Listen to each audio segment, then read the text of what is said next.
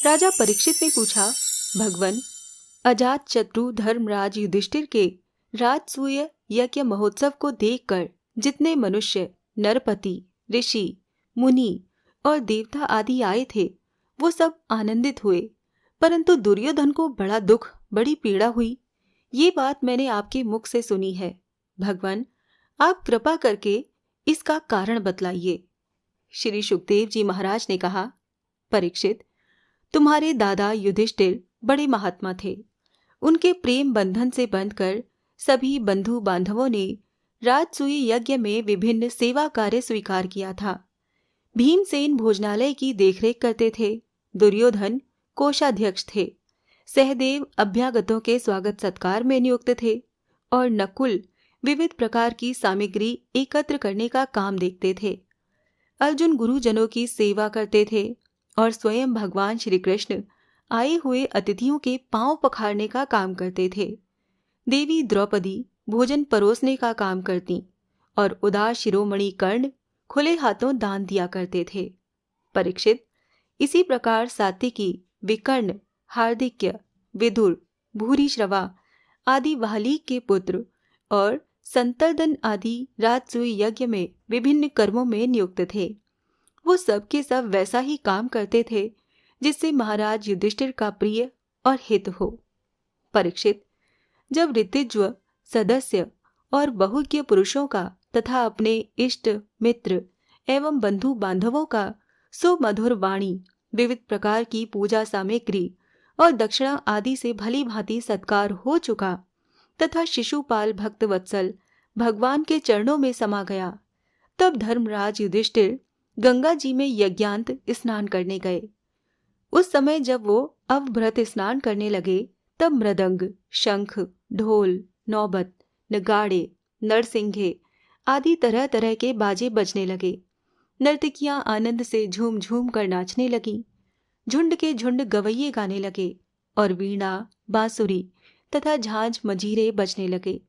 इनकी तुमुल ध्वनि सारे आकाश में गूंज गई। सोने के हार पहने हुए यदु, संजय, कंबोज, कुरु, केकय और कौशल देश के नरपति रंग बिरंगी ध्वजा पताकाओं से युक्त और खूब सजे धजे गजराजों, रथों, घोड़ों तथा सुसज्जित वीर सैनिकों के साथ महाराज युधिष्ठिर को आगे करके पृथ्वी को कपाते हुए चल रहे थे। यज्ञ के सदस्य, ऋत्विजों और बहुत से श्रेष्ठ ब्राह्मण वेद मंत्रों का ऊंचे स्वर से उच्चारण करते हुए चले। देवता, ऋषि, पितर, गंधर्व आकाश से पुष्पों की वर्षा करते हुए उनकी स्तुति करने लगे। इंद्रप्रस्थ के नर नारी इत्र फुलेल, पुष्पों के हार, रंग बिरंगे वस्त्र और बहुमूल्य आभूषणों से सज धज कर एक दूसरे पर जल, तेल, दूध, मक्खन आदि रस डालकर भिगो देते, एक दूसरे के शरीर में लगा देते और इस प्रकार क्रीड़ा करते हुए चलने लगे। वारांगनाएं पुरुषों को तेल, गोरस, सुगंधित जल, हल्दी और गाढ़ी केसर मल देती और पुरुष भी उन्हें उन्हीं वस्तुओं से सराबोर कर देते। उस समय इस उत्सव को देखने के लिए जैसे उत्तम उत्तम विमानों पर चढ़कर आकाश में बहुत सी देवियां आई थीं, वैसे ही सैनिकों के द्वारा सुरक्षित इंद्रप्रस्थ की बहुत सी राज महिलाएं भी सुंदर सुंदर पालकियों पर सवार होकर आई थीं। पांडवों के ममेरे भाई श्री कृष्ण और उनके सखा उन रानियों के ऊपर तरह तरह के रंग आदि डाल रहे थे। इससे रानियों के मुख लजीली मुस्कुराहट से खिल उठते थे और बड़ी शोभा होती थी। उन लोगों के रंग आदि डालने से रानियों के वस्त्र भीग गए थे। इससे उनके शरीर के अंग प्रत्यंग, वक्षस्थल, जंघा और कटी भाग कुछ कुछ दिख से रहे थे। वो भी पिचकारी और पात्रों में रंग भर भर कर अपने देवरों और उनके सखाओं पर उड़ेल रही थीं। प्रेम भरी उत्सुकता के कारण उनकी चोटियां और जूड़ों के बंधन ढीले पड़ गए थे तथा उनमें गुथे हुए फूल गिरते जा रहे थे। परीक्षित, उनका ये रुचिर और पवित्र विहार देखकर मलिन अंतःकरण वाले पुरुषों का चित्त चंचल हो उठता था, काम मोहित हो जाता था। चक्रवर्ती राजा युधिष्ठिर द्रौपदी आदि रानियों के साथ सुंदर घोड़ों से युक्त एवं सोने के हारों से सुसज्जित रथ पर सवार होकर ऐसे शोभायमान हो रहे थे मानो स्वयं राजसूय यज्ञ प्रयाज आदि क्रियाओं के साथ मूर्तिमान होकर प्रकट हो गया हो। ऋषियों ने पत्नी संयाज तथा यज्ञांत स्नान संबंधी कर्म करवाकर द्रौपदी के साथ सम्राट युधिष्ठिर को आचमन करवाया और इसके बाद गंगा स्नान। उस समय मनुष्यों की दुदुम्बियों के साथ ही देवताओं की दुदुम्बियां भी बजने लगीं। बड़े बड़े देवता, ऋषि मुनि, पितर और मनुष्य पुष्पों की वर्षा करने लगे। महाराज युधिष्ठिर के स्नान कर लेने के बाद सभी वर्णों एवं आश्रमों के लोगों ने गंगा जी में स्नान किया, क्योंकि इस स्नान से बड़े से बड़ा महापापी भी अपनी पाप राशि से तत्काल मुक्त हो जाता है। तदंतर धर्मराज युधिष्ठिर ने नई रेशमी धोती और दुपट्टा धारण किया तथा विविध प्रकार के आभूषणों से अपने को सजा लिया। फिर ऋषि, सदस्य, ब्राह्मण आदि को वस्त्राभूषण दे देकर उनकी पूजा की। महाराज युधिष्ठिर भगवत परायण थे। उन्हें सब में भगवान के ही दर्शन होते, इसीलिए वो भाई बंधु, कुटुंबी, नरपति, इष्ट, मित्र, हितैषी और सभी लोगों की बार बार पूजा करते। उस समय सभी लोग जड़ाऊ कुंडल, पुष्पों के हार, पगड़ी, लंबी अंगरखी, दुपट्टा तथा मणियों के बहुमूल्य हार पहनकर देवताओं के समान शोभायमान हो रहे थे।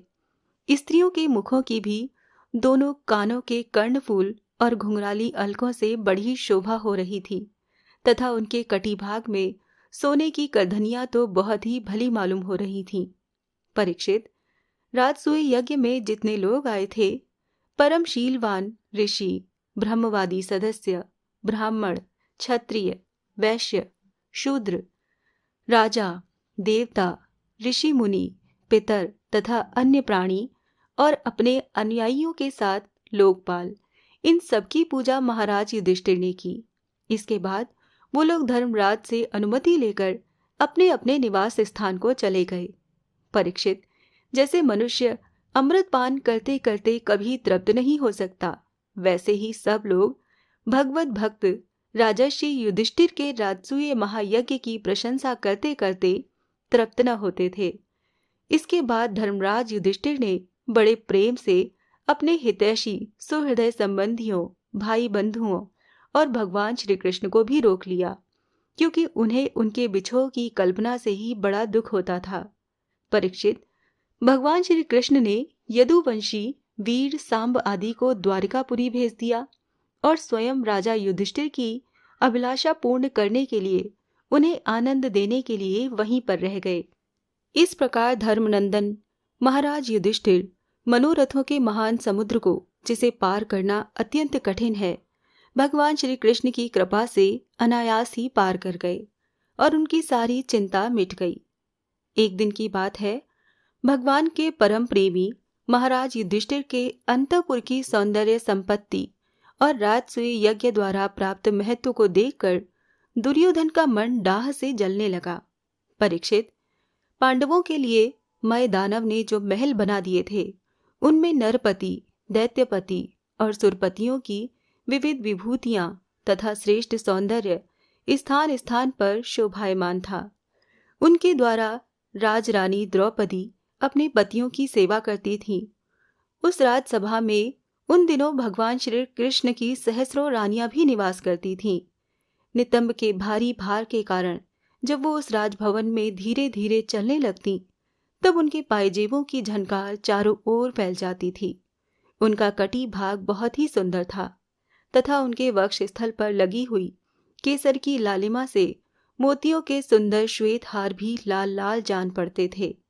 कुंडलों की और घुंघराली अलकों की चंचलता से उनके मुख की शोभा और भी बढ़ जाती थी।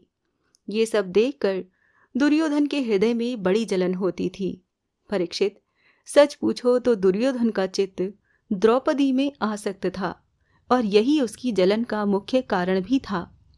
एक दिन राजा धीराज महाराज युधिष्ठिर अपने भाइयों, संबंधियों एवं अपने नयनों के तारों परम हितैषी भगवान श्री कृष्ण के साथ मय दानव की बनाई सभा में स्वर्ण सिंहासन पर देवराज इंद्र के समान विराजमान थे।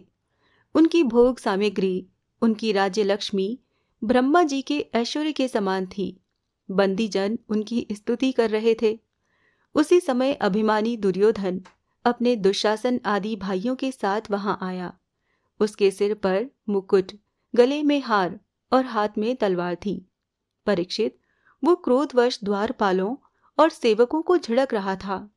उस सभा में मैदानव ने ऐसी माया फैला रखी थी कि दुर्योधन ने उससे मोहित होकर स्थल को जल समझकर अपने वस्त्र समेट लिए और जल को स्थल समझकर वो उसमें गिर पड़ा। उसको गिरते देखकर भीमसेन, राजरानियां और दूसरे नरपति हंसने लगे।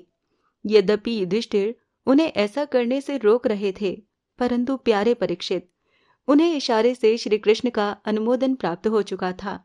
इससे दुर्योधन लज्जित हो गया। उसका रोम रोम क्रोध से जलने लगा। अब वो अपना मुंह लटकाकर चुपचाप सभा भवन से बाहर निकलकर हस्तिनापुर चला गया। इस घटना को देखकर सत्पुरुषों में हाहाकार मच गया और धर्मराज युधिष्ठिर का मन भी कुछ खिन्न सा हो गया। परीक्षित, ये सब होने पर भी भगवान श्री कृष्ण चुप थे। उनकी इच्छा थी कि किसी प्रकार पृथ्वी का भार उतर जाए, और सच पूछो तो उन्हीं की दृष्टि से दुर्योधन को वो भ्रम हुआ था। परीक्षित, तुमने मुझसे ये सब पूछा था कि उस महान राजसूय यज्ञ में दुर्योधन को डाह क्यों हुआ, जलन क्यों हुई, सो वो सब मैंने तुम्हें बतला दिया।